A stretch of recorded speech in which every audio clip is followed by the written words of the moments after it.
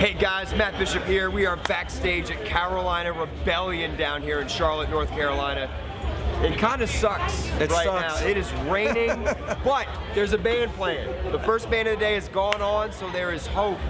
And I really hope we get through this day because, dude, you just said that you guys put together the heaviest set list possible. Yeah, I mean, if we get a chance to do this, we're going to try to just tear it down. Just give us a window. We just want a 40-minute window. We're ready. What is it like? Now, let me ask you another question. What is it like picking a set list at this point in your guys' career? You just released another album. You guys have such a huge catalog of great songs. It's tough, man. I mean, the toughest part is that nobody agrees in the band. We just don't agree on anything. We don't agree on what to eat. We don't agree on where to stop. We don't agree on set lists. We don't agree on anything. We love each other. We're brothers, Nah, man. So the set list usually turns into an issue, but once we finally decide what it's going to be, after a few days, nobody even remembers who put it together. This in particular, this run has been predominantly heavy, and then when they cut the set, we've been headlining, so when the set gets cut short, we usually take any of the mid-tempo and the mellow stuff out, so it leaves just the heavy. So today is a heavy day. If we get our shot, we're going to torch this place. Oh, I cannot wait. Well, let's talk about the new album, Blackout the Sun, recently released. How has the response been? Huge. I mean, biggest one that we've had in a long time. We did the record in a month. We wrote it, and we wrote the whole thing musically. Then we wrote the lyrics and the melodies, and then we tracked it all at once. So we would write something and track it, track it, and then come up with the lyrics and the melodies later. So we did the whole thing in like a little over a month, 5 weeks almost. And it was just a good way to do it. It was the first time we'd actually done it that quick.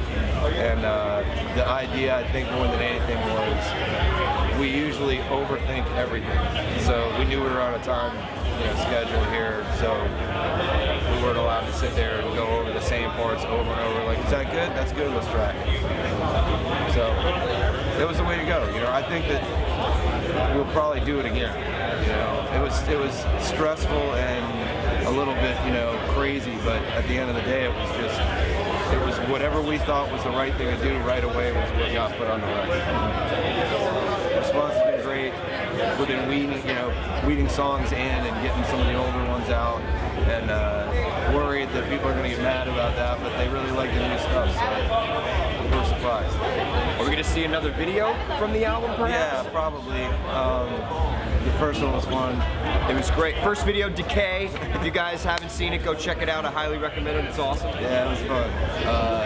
The next one, we have to pick the single first. We're gonna let Decay run its way, through the chart position for a little while. It's been sitting right around 11 and 12 in that 10 to 15 range for a few weeks, and we'll probably let it ride like that until it starts to dip, and then decide on and do a little video. Probably won't be able to do any sex for me because I've got a girlfriend now. So that's fine. I'm good. I'm good with the girlfriend. You personally have been getting involved in a lot of great stuff lately on the side as far as production goes and tracking drums and whatnot. And you've been working with some good friends of mine, the guys from Devised in Philadelphia. Dude, they're great guys. They are. Great guys, great band. They have a few songs that are really, really good, but they have one in particular that, I mean, it's a mellow song, but it's such an awesome track that anybody I let hear it freaks out. I mean, everybody freaks out on it. And they'll probably end up getting a deal pretty soon, even if it's just off of that song alone. I mean, it's just a hit. Those guys are great. Always have a great time working with them. It's just fun. Can't Lay Red, I did them as well. And that record's getting ready to come out. They have a single that just dropped as well. These bands have these mellow songs that I produce that people are like, Morgan is producing all these mellow songs, but they have heavy stuff too. It's just they're releasing the mellow stuff. What has that been like, kind of flipping the script on yourself, going from being, a musician with Sevendust, and now you're on the other side of the fence? I mean, we've had so many records and we've worked with a lot of producers that, when Clint was gone for a few records, me and John produced the records. And that was a lot harder because we're producing our own band, producing our own guys that, you know, are our brothers, and when you're telling them to do something or advising them to do something, you know, they're looking at you like, what are you talking about? You know, I'm your brother, man, don't talk to me like that.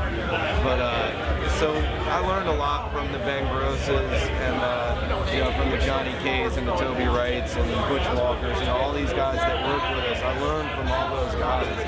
And so it's really more, I learned that staying out of the way is really not a bad thing to do, and that a lot of it has to do with personalities, you know, and working a shrink, you know, working the shrink aspect of it and pushing somebody real hard to get them aggressive to where they'll track better that way, and stroking another guy because his feelings get hurt and he's like this and doesn't want to perform. So you have to figure out, you know, the personalities of these guys, you know, and dig in there a little bit and become a shrink. I like doing that. Gotcha. I'm about to work on you, man. All right, let's go. Let's sit down. We're gonna have a sit down. I'm gonna peel you on your back. Consultation. That sounded so weird.